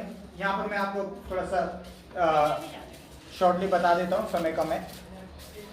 यहाँ पर यूसुफ के भाई यूसुफ से नफरत करने लगे। यूसुफ के भाई यूसुफ से क्या करने लगे? नफरत करने लगे। क्यों? क्योंकि पापा इसको ज्यादा प्यार करते थे और उनको। दूसरी बात क्या है कि ये बाकी भाई जो गलत करते थे पापा को आगे बता देता था। कौन? यूसुफ। उसके बड़े भाई लोग क्या गलत कर रहे हैं वो आकर के उनको जब बता देता था तो बड़े भाइयों के अंदर एक बड़ी खुंदक थी और वो उससे नफरत करने लगे। फिर उसने 2 दर्शन देखे और उस दर्शन में उसने देखा कि एक ज्योति के एक बड़ी ज्योति है और उसको 11 बड़ी ज्योति क्या कर रही हैं? 13 सॉरी, उसके माँ बाप भी इसको क्या कर रहे हैं? दर्शन के हिसाब से दंडवत कर रहे हैं। और एक गेहूं की बाल है और वो बाल के सम्मुख में 11 और बालें क्या कर रही हैं? दंडवत कर रही हैं। पहले उसने देखा 11 बालें क्या कर रही हैं? उसकी बाल को पूले को क्या कर रही हैं? दंडवत कर रही हैं। उसके पूले को 11 पूले क्या कर रहे हैं? दंडवत कर रहे हैं। और दूसरे दर्शन में देखता है कि एक बहुत बड़ी ज्योति है और ज्योति को 13 अलग बड़ी ज्योति क्या कर रही है? दंडवत। अब इससे और ज्यादा खुंदक आ गई। क्या परमेश्वर सच में इसको बढ़ाएगा? क्या हम सब इसके सामने झुकेंगे? क्या हम सब इसके सामने झुकेंगे? उसके बाप ने बोला, याकूब ने बोला, तू कैसी बातें कर रहा है? क्या मैं और तेरी माँ भी तेरे सामने झुकेंगे? पर याकूब ने इस बात को अपने मन में रखा। खुंदक में इतने आ गए कि जब उसके पिता ने, यूसुफ के पिता ने उसके भाइयों का हालचाल लेने के लिए पूछा तो 18वें वचन में लिखा है, जो ही हाँ, उन्होंने उसे दूर से आते देखा, जो ही यूसुफ के भाइयों ने यूसुफ को दूर से आते हुए देखा तो उसके निकट आने से पहले ही हाँ, उसे मार डालने का षड्यंत्र रचा। उसे मार डालने का षड्यंत्र रचा। क्या किया? मतलब अपना भाई है यार, अपने भाई को ज्यादा प्रेम मिलने के चलते क्या किया? जान से मारने का षड्यंत्र रचने लगे। कभी भी हमारे घर में या हमारे ऑफिस में या हमारे स्कूल में या चर्च में कहीं भी अगर मुझसे ज्यादा किसी और को पूछा जा रहा है तो इसमें जलने की जरूरत नहीं है। इसमें अपने अंदर कड़वाहट लाने की, बुराई पैदा करने की जरूरत नहीं है। परमेश्वर उसको बढ़ा रहा है, पढ़ने दो। जब तुम्हारा समय आएगा परमेश्वर तुम्हें बढ़ाएगा। पर वो नफरत धीरे धीरे धीरे धीरे क्या करते रहेगी? क्या करते रहेगी? ये जैसे मैंने बोला कोरोना वायरस है, कोरोना वायरस की तरह है। ये कभी भी अपने आप से नहीं आता। या तो हम किसी के कांटेक्ट में ऐसे व्यक्ति के आए जिसके अंदर नफरत है, या फिर शैतान के कांटेक्ट में आए। जब आप खाली बैठे रहते सोचते रहते हो जब सोचते रहते हैं तो दिमाग में क्या डालता रहता है शैतान? नेगेटिव क्या डालता रहेगा? बात, नेगेटिव बात। उसने ऐसा किया, उसने ऐसा क्यों किया, उसने वैसा क्यों किया, और मुझे ऐसा करना चाहिए, तुझे वैसा करना चाहिए, ऐसी बहुत सारी बातें शैतान दिमाग में डालता रहेगा। आप शैतान के कांटेक्ट में आ सकते हैं, आप इंसान के कांटेक्ट में आ सकते हैं, पर ये वायरस आपको बाहर से मिलेगा, अंदर से, आपके अंदर से नहीं आएगा। ये वायरस आपको शैतान देगा या इंसान देगा। ऐसे लोगों की संगति छोड़ दीजिए जो दूसरों के बारे में हमेशा बुराई करते रहते हैं। उन लोगों की संगति छोड़ दीजिए जो लोग हमेशा कड़वी बातें करते हैं, दूसरों को गिराने की बात करते हैं, दूसरे के बारे में अनाप शनाप बकते रहते हैं, दूसरे के बारे में निरंतर गलत बोलते रहते हैं। ऐसे लोगों की संगति छोड़ दीजिए, वरना आप उसके जैसे बन जाएंगे। क्योंकि वचन कहता है कि धोखा ना खाओ, बुरी संगति अच्छे चरित्र को बिगाड़ देती है। इस नफरत को लेकर कहां जाएंगे? कहां जाएंगे? सबसे छोटा भाई है, 11वें नंबर का भाई है, तो कितना प्यार होना चाहिए उसके लिए? कितना होना चाहिए? होना चाहिए ना, बहुत प्यार होना चाहिए ना। हमारे अभी चर्च में सबसे छोटी बच्ची है मिस्पा, उसको सब गोद में लेकर के खेलते रहते हैं सब। क्यों? वो प्यारी से बच्ची है, सबसे छोटी है ना। उसको सभी ज्यादा प्यार करते हैं, सभी उसको क्या कर रहे हैं? प्यार कर रहे हैं। तो छोटे बच्चे के लिए, छोटे भाई बहन के लिए तो और ज्यादा प्यार होना चाहिए। पर देखो कितनी नफरत भरी हुई है, इतनी नफरत भरी हुई है कि उसको मारने तक का क्या कर रहे हैं? षड्यंत्र रच रहे हैं। ये षड्यंत्र क्या कर देता है? हमें बर्बाद कर देगा। ये नफरत हमें खा जाएगी, ये नफरत हमें बर्बाद कर देगी। आपने आतंकवादी देखे? आतंकवादी देखें? टीवी पे तो देखे होंगे, तुम्हारे घर में तो कोई नहीं आया होगा, मुझे भी पता है, तुम्हारे इलाके में भी कोई नहीं आया होगा, पर टीवी पे देखा है, टीवी पे सुना है। बीते दिनों में कसाब के बारे में सुना, ओसामा बिन लादेन के बारे में सुना, और पता नहीं बहुत सारे ऐसे आतंकवादियों के बारे में सुना। वो आतंकवादी से पहले क्या थे? कौन से वादी थे? वो मानववादी होते हैं, वो इंसानी होते हैं। पर वो मानववादी क्या बन जाता है? आतंकवादी बन जाता है। वो आतंकवादी कैसे बन जाता है? उसके अंदर ये नफरत का वायरस डाला जाता है, उसके अंदर ये डाला जाता है कि जितने भी तुम्हारे खुदा को नहीं मानते वो सब मार डालने के लायक है, उनको मार डालो। उनके जहन में ऐसी बात डाली जाती है, आतंकवादियों के दिमाग में ये बातें डाली जाती है, उनको गलत शिक्षा दी जाती है, उनको धर्म के बारे में कट्टरता सिखाई जाती है, उनको मनुष्य के बारे में कट्टरता सिखाई जाती है, और उनको ये लगता है कि तुम ही सही हो, तुम्हारी धर्म सही है, तुम्हारी समाज अच्छा है, तुम्हारी किताबें अच्छी हैं, तुम्हारे ही नबी अच्छी हैं, और अगर इनके अलावा कोई और है तो वो गलत है, और तुम उनको क्या कर सकते हो? तुम उनको मार दो। अगर हमें इस दुनिया में हुकूमत पानी है तो हम दो तरीके से हुकूमत पाएंगे, या तो तलवार से और हथियार से, या फिर पॉपुलेशन से। हम पॉपुलेशन बढ़ा करके भी क्या करेंगे? अपना दबदबा बनाएंगे। एक बहुत ही वाहियात दिमाग में उनके भर दिया जाता है इंसानों के प्रति, जो गैर मुस्लिम है या जो अदर हैं। आज ना सिर्फ बात मुस्लिम्स की नहीं है, आज हिंदुओं के मन में मुस्लिम के प्रति कड़वाहट डाली जा रही है, नफरत डाली जा रही है। मैं अपने एक मामा के घर पर गया और मेरे मामा के बेटे ने बोला, भैया आप किसको वोट दे रहे हो इस बार? मैंने, भाई मैं तो आम आदमी पार्टी को दूंगा। बोला, अरे भैया कांग्रेस और आम आदमी पार्टी दोनों एक से ही हैं, आप बीजेपी को देना। मैंने बीजेपी को दूंगा? अबे क्यों दूंगा? नहीं, ये मतलब ये हिंदू राष्ट्र के बारे में और ये अपने धर्म के बारे में ज़्यादा सोचते हैं, ये हमारे देश के बारे में ज़्यादा सोच रहे हैं, समाज के बारे में ज़्यादा सोच रहे हैं, इसलिए आप इनको वोट दें। मैंने, ये लोग तोड़ने वाले, ये लोग हमें बर्बाद करने वाले, देश को नष्ट करने वाले लोग हैं। आज इतने सारे दंगे हो रहे हैं, सबको मालूम है कौन करा रहा है। आज लोगों के दिमाग में ये डाल करके तुम कट्टर हिंदू बनो, तुम्हारे आसपास अगर कोई मुस्लिम है उससे कोई ताल्लुक मत रखो। मैं एक जगह पर किसी के लिए एक जगह देखने, एक प्लॉट देखने के लिए गया, मैं उनसे बातचीत कर रहा था। उन्होंने बोला, तेरे को पता है विकास, यहाँ पर पे इस जगह में, हमारे यहाँ पे इलाके में किसी भी मुस्लिम को प्रॉपर्टी खरीदने नहीं दिया जाएगा, यहाँ पर सिर्फ और सिर्फ हिंदू रहते हैं, यहाँ पर सख्त मना है कि किसी भी मुस्लिम को यहाँ पर जगह मत खरीदने दो। इतनी नफरत प्रॉपर्टी डीलर के अंदर डाल दी गई है, आज पड़ोस में सबके अंदर डाल दी गई कि मुस्लिम को जगह मत लेने दो। मैं कल एक वीडियो देख रहा था, मुझे वीडियो में ऐसा कुछ नहीं था, पर उसमें एक सिंगर है, क्या नाम, राहत फतेह अली खान, और वो इंडिपेंडेंस का 14 अगस्त को पाकिस्तान का स्वतंत्रता दिवस है, वो उसके ऊपर कोई गाना गा रहे थे। उसको देख करके मेरे को इतना दुख हुआ, इतना मेरे को उनका गाना देख करके दुख नहीं लगा, मेरे को ये देख करके दुख लगा कि एक ही देश में से 2 देश बट गए। और जब पाकिस्तान वाला हिंदुस्तान वाले को मारता है तो उसको खुशी होती है, और जब हिंदुस्तान वाला पाकिस्तान वाले को मारता है तो उसको खुशी होती है। हिंदुस्तान वाले के अंदर पाकिस्तान के प्रति नफरत और घृणा भर दी गई है, और पाकिस्तान वाले के अंदर हिंदुस्तान के प्रति क्या भर दी गई है? नफरत भर दी गई है। पर ये नफरत किसने भरी?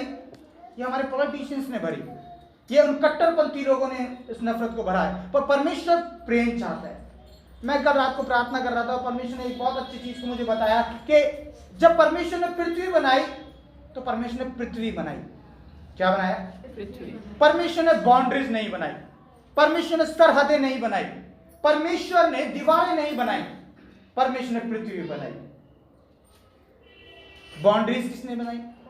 मनुष्य। बॉर्डर किसने बनाई? सरहदें किसने बनाई? सीमाएं किसने बनाई?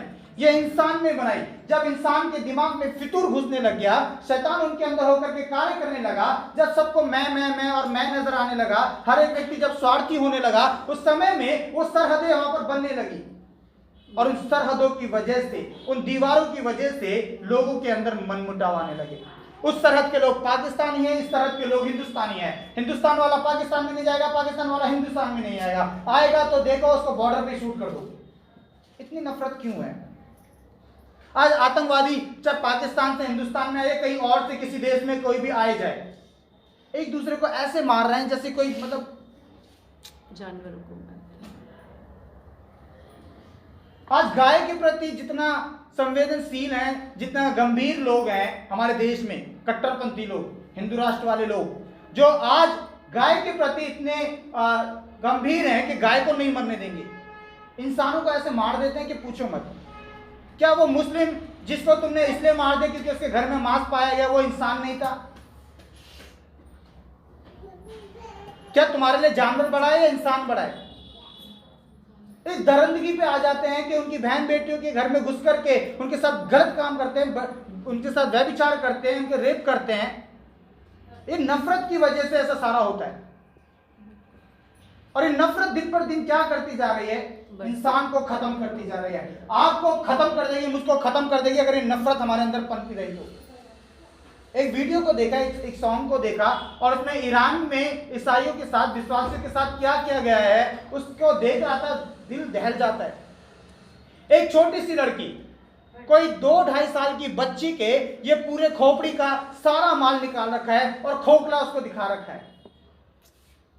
एक 2-2.5 साल की बच्ची के उस टेररिस्ट के अंदर इतनी नफरत है, इतनी घृणा है कि उसके अंदर का जो भेजा है या जो पार्ट्स है उन सबको निकाल करके खोखला कर दिया है।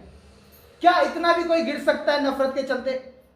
आप किस प्रकार के खुदा को मानते हैं? आप किस प्रकार के परमेश्वर को मानते हैं? आप किस प्रकार के भगवान को मानते हैं जो आपको ये नहीं समझा सकता कि नफरत कितनी बुरी चीज है? परमेश्वर जिसने मनुष्य को अपनी समानता में बनाया है, अपने स्वरूप में बनाया है, उसको हम ऐसे काट रहे हैं जैसे गाजर मूली को काट रहे हैं, जैसे एक किसी जानवर को काट रहे हैं। एक छोटी सी बच्ची जिसको कुछ नहीं पता है, और 2-2.5 साल की बच्ची के दिमाग के भेजे को निकाल दिया गया है, गर्दन काट करके उसको छोड़ दिया गया है। इतना बुरा उनके साथ कर रहे हैं, आतंकवादी कर रहे हैं, आप और मैं कर रहे हैं। हम अपने घर वालों के साथ ऐसा कर रहे हैं, अपने पड़ोसियों के साथ ऐसा कर रहे हैं। क्या नफरत इतनी बुरी चीज, इतनी बड़ी चीज हो गई है? क्या हमारे दिमाग में इतनी बात नहीं आ रही है कि हमें क्या करना चाहिए, क्या नहीं करना चाहिए? नफरत के चलते एक अच्छे व्यक्ति को भी नीचे गिराया जा रहा है, उसको बर्बाद करने की पूरी प्लानिंग की जा रही है। जो कोई गलत के सामने आवाज उठाता है उसको, उसके प्रति नफरत आ जाती है लोगों के अंदर, उसको मारने की कोशिश की जा रही है, उसको बर्बाद करने की कोशिश की जा रही है। कल आपके पास कोई अगर आकर के बोलता है इस्लाम अपना लो, हिंदू अपना लो, उनको बोलो पहले इंसानियत अपना लो। तुम्हारे अंदर इंसानियत नहीं है, तुम लोगों से प्यार नहीं कर सकते, तुम जानवरों से प्यार करते हो, तो तुम्हारा फायदा क्या? अपने माँ बाप तक को तो तुम इज्जत नहीं करते। तुम्हारे माँ बाप 2 रोटी के लिए मोहताज हैं और तुम गाय को रोटी खिला रहे हो, जानवरों को रोटी खिला रहे हो, चींटी को आटा खिला रहे हो। तुम्हें नफरत में और प्यार में फर्क नहीं पता है क्या होता है? तुम्हें कौन सा ईश्वर, कौन सा परमेश्वर, कौन सा खुदा कौन सी शिक्षा दे रहा है, कौन सा धर्म ग्रंथ तुम्हें क्या सिखा रहा है, तुम्हारे समझ में नहीं आ रहा है। कुछ लोग बोलते हैं कि नहीं, सारे ग्रंथ हमें एक सी बातें सिखाते हैं। एक सी बातें सिखाते तो आज ऐसी बातें नहीं होती। अगर सारे ग्रंथ एक सी बातें सिखाते, अगर सारे धर्मगुरु एक सी बातें सिखाते, तो क्या आज दुनिया ऐसी होती? मैं आपसे पूछ रहा हूं, क्या दुनिया ऐसी होती? आज दुनिया में सिर्फ प्यार होता, नफरत की कोई जगह नहीं होती। आज सब एक जैसी बातें नहीं सिखा रहे हैं। कोई बोलता है हिंदू खराब है, कोई बोलता नहीं मुस्लिम खराब है, कोई बोलता नहीं ईसाई लोग खराब हैं, इनको जान से मार दो, ये हमारा धर्म परिवर्तन करवा रहे हैं। कोई बोलता नहीं पंजाबियों को मार दो, ये तो खालिस्तानी लोग हैं।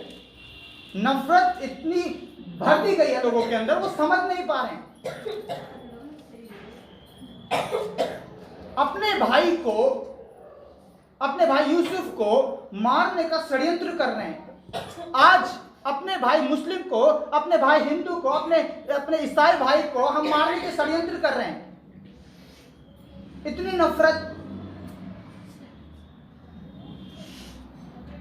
नफरत जो करता है वो शैतान की औलाद है, और वो शैतान है। शैतान उसके अंदर होकर के काम कर रहा है। आप माने या ना माने, सब सुनने वालों के लिए है। अगर आपके अंदर नफरत है अपने भाई के लिए, अपनी बहन के लिए, अपने परिवार के लिए, या अपने समाज के लिए, या दूसरे धर्म और दूसरी जाति के लोगों के प्रति आपके अंदर अगर नफरत है, तो आप शैतान हैं, आप शैतान की औलाद हैं। क्योंकि परमेश्वर प्रेम है, और जो प्रेम करता है, जो क्षमा करता है, वो परमेश्वर की संतान है। परमेश्वर चाहता है कि हम प्रेम करें। परमेश्वर नहीं चाहता कि हम किसी भी रीति से नफरत में पलते रहें।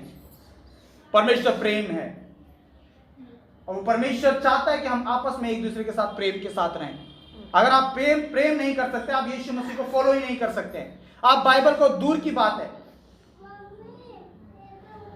परमेश्वर से प्रेम करने का मतलब यह है कि आप यीशु मसीह की आज्ञाओं को माने, और आज्ञा यह है कि हम अपने परमेश्वर से प्रेम करें और अपने पड़ोसी से अपने समान प्रेम करें, अपने भाई बहनों से, हर एक जरूरतमंद से, हर एक व्यक्ति से जो इस संसार में मानव रूप में आया है, उस सब से मैं अपनी समानता में प्रेम करूं। यही बाइबल की शिक्षा है। और अगर यही शिक्षा सारे धर्म ग्रंथ दे रहे होते, तो मैं नहीं सोचता कि दुनिया में नफरत होती। परमेश्वर चाहता है कि हम बदल जाएं। मेरे साथ निकालें पहला शमूएल 18वां अध्याय।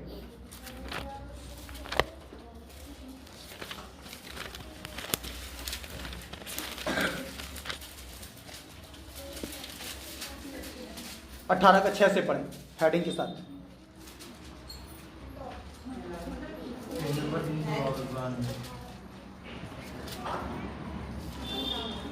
शाऊल का दाऊद से क्रोधित होना। शाऊल का दाऊद से क्रोधित होना पढ़ें। जब दाऊद हाँ उस पलिश्ती को मारकर हाँ लौट रहा था और वे सब लोग भी आ रहे थे, तब सब इजरायली नगरों से स्त्रियां डफ और डफ और तिकोने बाजे लिए हुए आनंद के साथ गाती और नाचती हुई शाऊल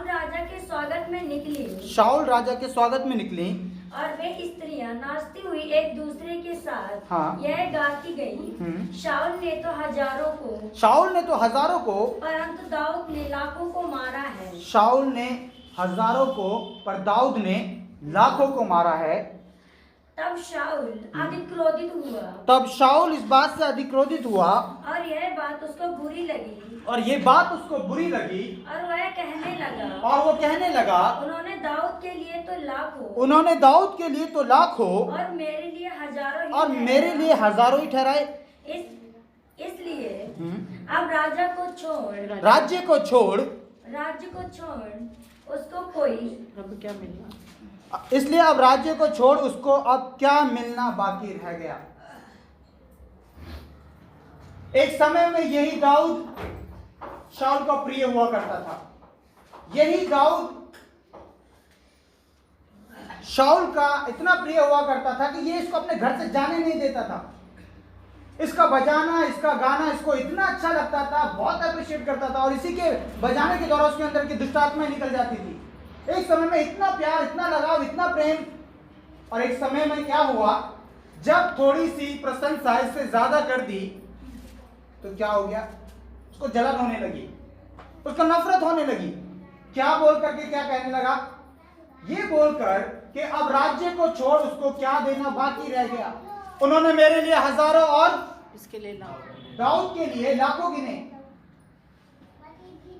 जब हमसे छोटा कोई बढ़ाया जाता है हमें खुश होना चाहिए, हमें आनंदित होना चाहिए, हमें प्रसन्न होना चाहिए कि मेरे बच्चे को, मेरे छोटे भाई को, मेरे छोटे कोवर्कर को या मेरे साथ के संगी को जो मुझसे छोटा है उसको अगर ज्यादा प्रेज मिल भी रही है, वी मस्ट बी हैप्पी।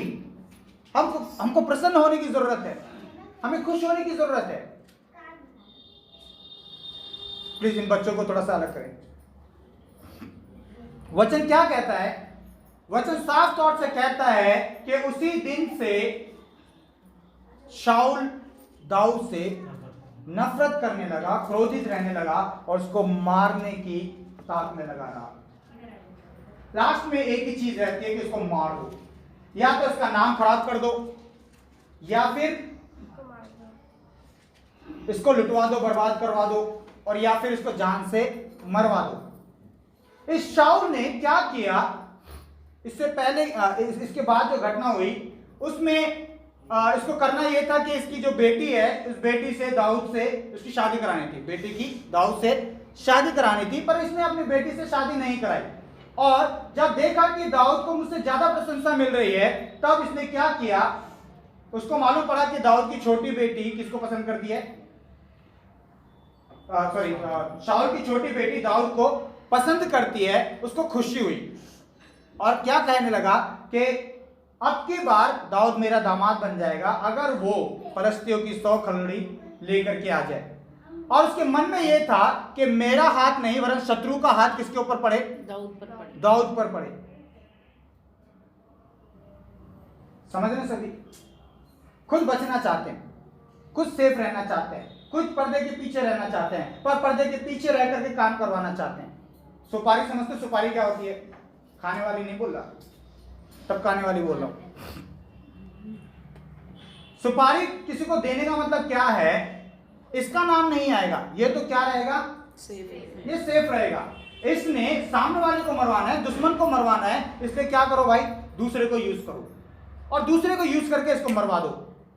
आज बहुत सारे नेता भी ऐसे करवा रहे हैं, आज बहुत सारे बड़े बड़े जो बिजनेसमैन हैं वो भी ऐसा करवा रहे हैं, बड़े बड़े भी करवा रहे हैं, छोटे भी करवा रहे हैं, आत्मिक भी करवा रहे हैं, सांसारिक भी करवा रहे हैं। क्यों करवा रहे हैं, जलन की, एक जलन है, एक नफरत है, एक ईर्ष्या है, उसकी ताक में लग गया कि उसको जान से मार दे, उससे क्रोधित होने लग गया। परमेश्वर आपको और मुझको नफरत करने की अनुमति नहीं, सभी सुन रहे ध्यान से, परमेश्वर आपको और मुझको नफरत करने की अनुमति नहीं देता है। पाप से नफरत करनी है, पापी से नहीं करनी है, बुराई से नफरत करनी है, बुरा करने वाले से नफरत नहीं करनी है, उसके लिए प्रार्थना करनी है। दाऊद से शाऊल क्रोधित हो गया, क्योंकि उसकी प्रशंसा ज्यादा होने लगी। किसी की अगर सही तरीके से अगर प्रशंसा हो रही है, हमारा हृदय उसके लिए सच में बड़ा आनंदित होता है। कोई गलत तरीके से अगर बढ़ रहा है ना तो उसके लिए एक दुख भी होता है, पर अगर कोई सही तरीके से वो इसका लायक है, वो डिजर्व करता है इस बात को, तो खुशी होनी चाहिए, नहीं होनी चाहिए, होनी चाहिए, होनी चाहिए, नहीं होनी चाहिए, होनी चाहिए। आपका बच्चा कल को एक बड़े मुकाम तक पहुंच जाए, आपको खुशी होगी, दुख होगा, है? जलन आपके चर्च का कोई बच्चा, आपके जो आपका बेटी बेटा व्यक्तिगत रूप से नहीं है पर चर्च का है, कल जब वो उन्नति करेगा, मान लो कल वो प्रधानमंत्री बन गया, तो आपको खुशी होगी या नहीं होगी, होगी। क्यों होगी, हमारी चर्च का बच्चा, हाँ? हमारा ही बच्चा, हमें भी होगी और होनी चाहिए।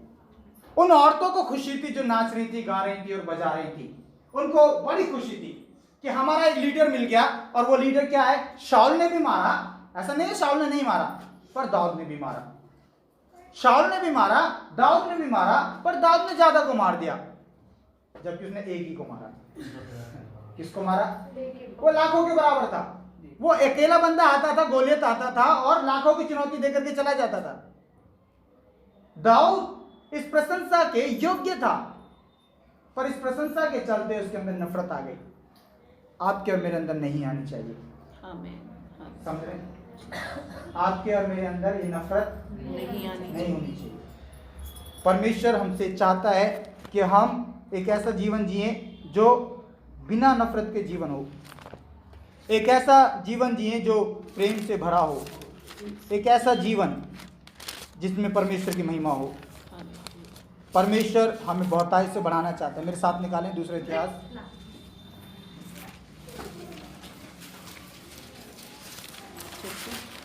दूसरा इतिहास 36वां अध्याय।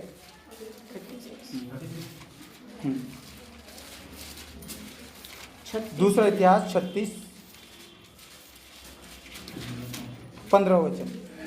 बीते दिनों में हमने इस वचन को पढ़ा था और इस वचन को आज के संदेश के साथ परमेश्वर और कुछ बताना चाहता है। पढ़ें 15वें वचन से पढ़ें, 36 का 15। दूसरा इतिहास 2 565 पेज नंबर 565।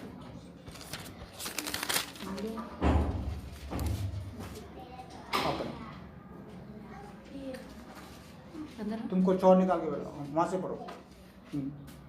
पढ़ो।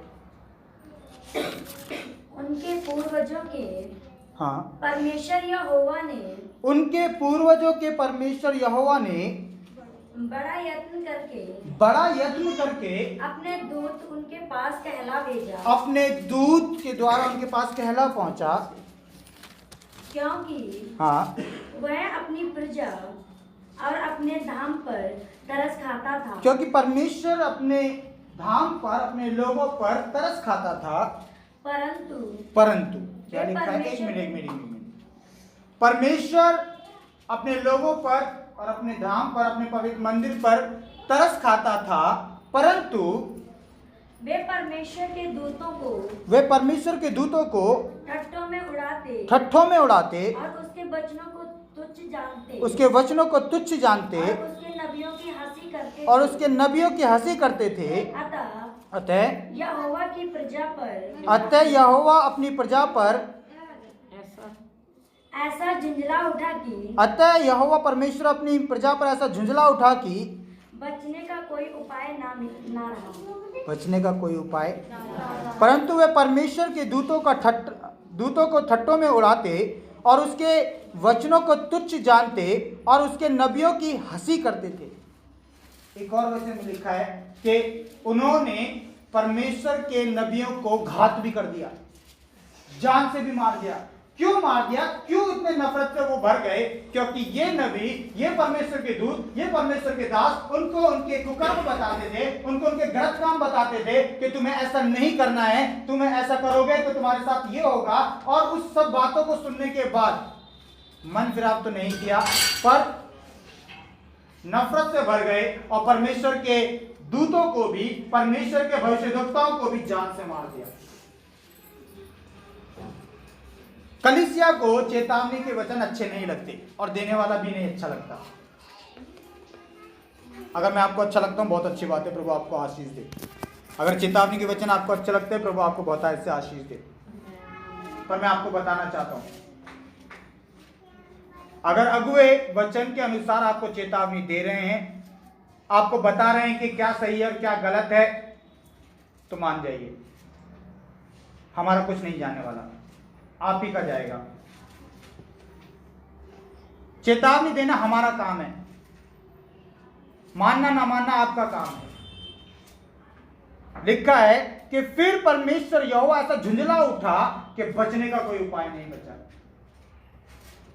परमेश्वर को क्रोधित ना करें, परमेश्वर को झुंझलाहट पैदा करने के लिए ना करें, वरना हमारा बहुत बड़ा नुकसान हो जाएगा, आपका बहुत बड़ा नुकसान हो जाएगा। कलीसिया को अगर ये सिखाया जाता है कि कैसे रहना कैसे नहीं रहना, तो इस बात को ध्यान करना बहुत जरूरी है। हम हमेशा बोलते हैं कि प्रभु भोज किस किस को दिया जाएगा। प्रभु भोज लेने वाले, अगले संडे प्रभु भोज है, जो लगातार आते हैं घर पे रहने के बाद भी, अगर लगातार नहीं आते उनको प्रभु भोज नहीं मिलेगा। जो बहुत ज्यादा फैशन करके घूम रहे हैं, जिनके नखून बड़े हुए हैं, जिनके प्लास्टिक सर्जरी से उनकी मेकअप लगता है, या जो अजीबोगरीब से लगते हैं, जिनको जो चीजें मना है, चाहे टीवी के बारे में बोले या मोबाइल के बारे में बोले, अगर नहीं करना है तो नहीं करना है। अगली बार से प्रभु भोज उन्हीं को मिलेगा जो बातों को मानेंगे। नहीं मानना है, कोई जरूरत नहीं है प्रभु भोज देने की। नियमित रूप से आना है, जिस तरह से रहने के लिए सिखाया जाता है वैसे रहने के लिए सीखना है, सिंपल रहना है। हमारे परमेश्वर ने जैसे हमें सिखाया है, बताया है, हमें वैसे ही सिंपल रहना है। अगर परमेश्वर को ये मेकअप वगैरह की चीजें बनानी होती तो वो हवा को जब बनाता तो वो उसको ऐसे ही बनाता जैसे आज हम लोग बन करके घूमते हैं। मैंने किसी को देखा, उसके नेल पॉलिश किसी एक पे ब्लैक है, एक पे रेड है, एक पे ग्रीन है, मतलब अलग अलग तरह के क्या है, नखून पॉलिश भी अलग अलग लगा रखी है। किसी की शादी में गया, आंखों पे दुल्हन को नकली पलके लगा रखी है, बेचारी रो रही थी, उसकी पलके गिर गई। आर्टिफिशियल इतना कर दिया है, इतना डरावनी लगती है आजकल जो लड़कियां मेकअप करके जो स्टेज पे जाती है ना, डरावनी लगती है। मैं आपको बता रहा हूं, उनको लगता होगा यार जो सजा रही है उसको लगता होगा कि ये बहुत सुंदर लग रही है, बहुत अच्छी लग रही है, पर हकीकत में आप जूम करके देखना, कभी डरावनी लगेगी आपको। जिस तरह से रहना है उस तरह से रहना है, चाहे वो कपड़ों के बारे में हो, मेकअप के बारे में हो, चाहे लड़के हो या लड़कियां हो, जिस तरह से रहना है उस तरह से रहना है। अगर नहीं रह सकते तो प्रभु भोज की भी उम्मीद मत करिए। प्रभु भोज उन लोगों को नहीं दिया जाएगा जो शिक्षा के अनुसार नहीं चलेंगे। आपको बुरा लगता है, कोई बात नहीं, जय मसीह की, पर नियम यही रहेंगे। मेरे साथ निकालें,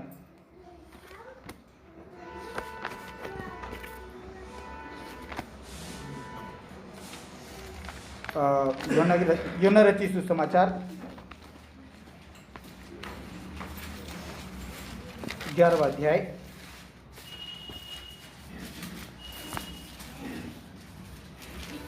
45वें वचन से फटाफट पढ़ें। पेज नंबर 128 पढ़े 45वें वचन। तब जो यहूदी मरियम के पास आए थे, तब जो यहूदी मरियम के पास आए थे और उसका यह काम देखा था, और यीशु मसीह का यह काम, अर्थात के पत्र लाजर को क्या कर दिया, मरे हुए में से जिंदा कर दिया, ये काम देखा था, उनमें से बहुतों ने हाँ, उस पर विश्वास किया, यीशु मसीह पर विश्वास किया, परंतु उनमें से कुछ ने फरीसियों के पास जाकर यीशु के कामों का समाचार दिया। कुछ ने इस घटना को, इस जो हुआ था, मरा हुआ 4 दिन का मरा हुआ जिंदा हो गया, इसकी सूचना किसको दी? फरीसियों को दी। पर इस पर प्रधान याजकों, धन्य पढ़ो, प्रधान याजकों हाँ, और फरीसियों ने महासभा बुलाई और कहा, हम करते क्या हैं? यह मनुष्य तो हाँ, बहुत चिन्ह दिखाता है। ये मनुष्य तो बहुत सारे चिन्ह दिखाते हैं। हम क्या कर रहे हैं? हम हाथ पे हाथ धर कर बैठे हुए हैं। यीशु मसीह सारे संसार को अपने पीछे कर रहा है और हम अपने हाथ पर हाथ रख करके बैठे हुए हैं। यदि हम उसे यूं ही छोड़ दें, अगर हम उसको यूं ही छोड़ दें तो सब उस पर विश्वास ले आएंगे। सब उस पर, एक जलन है। उस चर्च में ज्यादा लोग हैं, हमारे चर्च में कम लोग हैं, ये भी एक नफरत है लोगों के अंदर। अगर किसी चर्च में लोग बढ़ रहे हैं, प्रभु का धन्यवाद करें। वहां के पास्टर चाहे गलत ही सही, वहां की गलत शिक्षाएं चाहे गलत सही, अगर बढ़ भी रहे हैं तो प्रभु का धन्यवाद करें। प्रभु उनको तो सही शिक्षा भी दे, सिखाने वाले अगर गलत भी हैं तो उन्हें भी तो ज्ञान बुद्धि समझ दे, पर मेरा देश उद्धार पाए। जरूरी नहीं है कि इसी कलीसिया के द्वारा ही सब कुछ होगा, इसी सेवा के द्वारा ही सब कुछ होगा, ऐसा इम्पॉसिबल है। परमेश्वर ने जगह जगह पर अपनी सेवाओं को इसलिए खड़ा कराया ताकि सबके द्वारा देश में उद्धार का कार्य हो। अगर मैं सोचूं मेरे ही द्वारा होगा तो मैं दुनिया का सबसे मूर्ख और सबसे दुष्ट व्यक्ति हूं। पर परमेश्वर हम सबको इस्तेमाल करना चाहता है। अगर कहीं पर ज्यादा है और कहीं पर कम है तो जलने की जरूरत नहीं है। फरीसी लोगों के साथ एक दिक्कत थी कि देखो संसार उसके पीछे हो लिया है, अगर हमने उसको ऐसे ही छोड़ दिया तो सब उस पर विश्वास करने लगेंगे। 53 वचन में लिखा है बेटा 53, अतः उसी दिन से वे उसे मार डालने का षड्यंत्र रचने लगे। अतः वे उसी दिन से यीशु मसीह को जान से मारने का षड्यंत्र रचने लगे। याद रखें, ये नफरत हमें किसी भी हद तक ले जा सकती है। किसी की जान लेने के लिए भी हमें उकसा सकती है। ये नफरत इतनी बुरी चीज है कि वो आपका अपना है ये भुलवा देगी। ये नफरत इतनी बुरी चीज है कि सामने वाले ने आपके साथ कभी भलाई भी की होगी उसको भी भुलवा देगी और बस उसका नुकसान करवाने के लिए सोचेगी। नफरत नहीं करना है। नफरत, इसी का तीसरा अध्याय निकालें।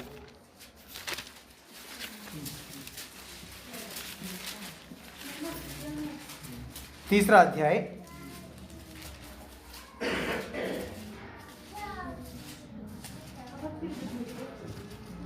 20 वचन पढ़े, 19 और 20 पढ़े। और दंड की आज्ञा का कारण यह है कि ज्योति जगत में आई है। और दंड की आज्ञा का कारण यह है कि ज्योति जगत में आई है और मनुष्यों ने अंधकार को ज्योति से अधिक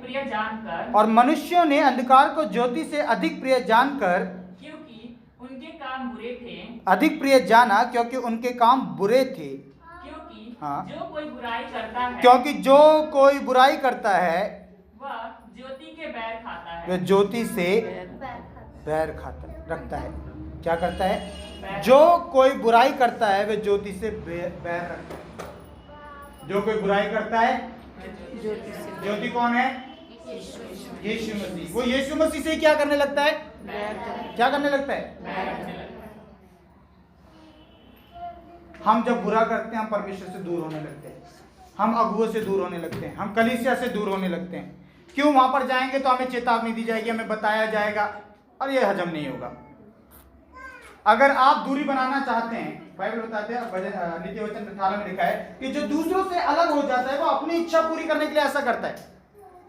जो दूसरों से अलग हो जाता है वो अपनी इच्छा पूरी करने के लिए ही ऐसा करता है। बाइबल क्या बताती है? 20 वचन दोबारा पढ़े बेटा। क्योंकि जो कोई बुराई करता है, वह ज्योति से बैर रखता है और ज्योति के निकट नहीं आता। वो ज्योति के निकट नहीं आता। ऐसा ना हो कि उसके कर्मों पर हाँ, दोष लगाया जाए। ऐसा ना हो कि उसके कामों पर वो क्यों लाइट में नहीं आ रहा, वो क्यों सबके सामने नहीं आ रहा, वो क्यों अपने पापों को नहीं मान रहा। मानेगा तो सबको मालूम पड़ जाएगा ये पापी है। उनके काम बुरे थे इसलिए उन्होंने ज्योति को रिजेक्ट कर दिया और अंधकार से प्रेम किया। उन्होंने ज्योति से बैर किया, उन्होंने परमेश्वर से बैर किया। सब अपनी आंखें बंद कर लें। परमेश्वर आज अपने वचन को देकर के हमसे कहता है, मेरे भाई मेरी बहन, तुझी से प्रभु कहता है, हाँ तुझी से परमेश्वर कहता है। तेरे मन में जो तेरे भाई के लिए, तेरी बहन के लिए, तेरे परिवार के लिए, तेरे लोगों के लिए, तेरे पति के लिए, तेरी पत्नी के लिए जो तेरे अंदर नफरत है, आज उस नफरत को दूर करने के विषय में परमेश्वर कहता है। और वो ऐसा इसलिए कहता है क्योंकि अगर तूने नफरत नहीं छोड़ी तो कल तू उसके विरोध में कुछ ना कुछ गलत करेगा और करेगी। कल तू कुछ भी गलत कर सकती है, कल तू कुछ भी गलत कर सकता है, बड़े से बड़ा पाप भी कर देगा, क्योंकि नफरत तुझे ऐसा अंधा कर देगी कि तू ये भूल जाएगा और भूल जाएगी कि सामने वाला मेरा अपना ही है। यूसुफ के भाई भूल गए मेरा अपना भाई है।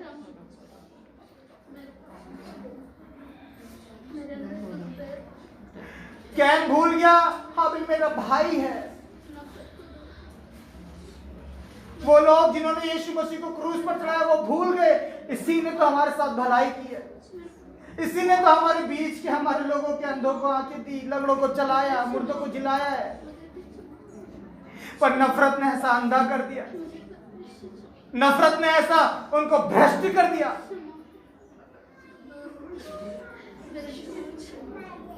कि वो कुछ भी कर गुजरने के लिए तैयार है।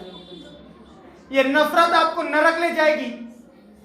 बाइबल साफ तौर से बताती है कि ढा करने वाले, नफरत करने वाले, बैर करने वाले परमेश्वर के राज्य के अधिकारी नहीं होंगे, वो स्वर्ग में नहीं जाएंगे।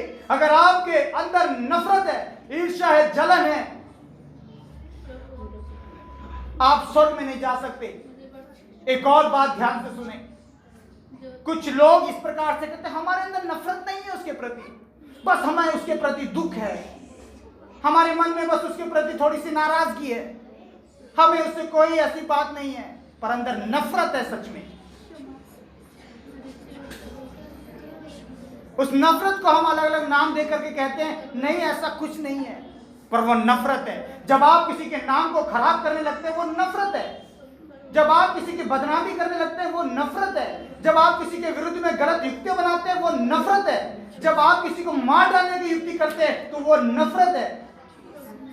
नफरत होता है वो सब चीज जो दूसरे की बुराई के लिए होता है। आप इसको दूसरा नाम दे करके इससे बच नहीं सकते। अगर आपको किसी के प्रति दुख है उसके लिए प्रार्थना करिए, नाराजगी है उसके लिए प्रार्थना करिए, पर उसके विरोध में आप कुछ नहीं करेंगे, उसके जीवन को खराब करने के लिए आप कुछ नहीं करेंगे, अपने मन में उसके प्रति कड़वाहट नहीं रखेंगे। और अगर नफरत है, आप शैतान के द्वारा चलाए जा रहे हैं, शैतान आपका हाकिम है, शैतान आपका सरदार है और आपका पिता है, क्योंकि नफरत शैतान की ओर से है, परंतु मेरे परमेश्वर की ओर से प्रेम है, प्रेम है और सिर्फ प्रेम है। प्रभु आप सभी को आशीष दे।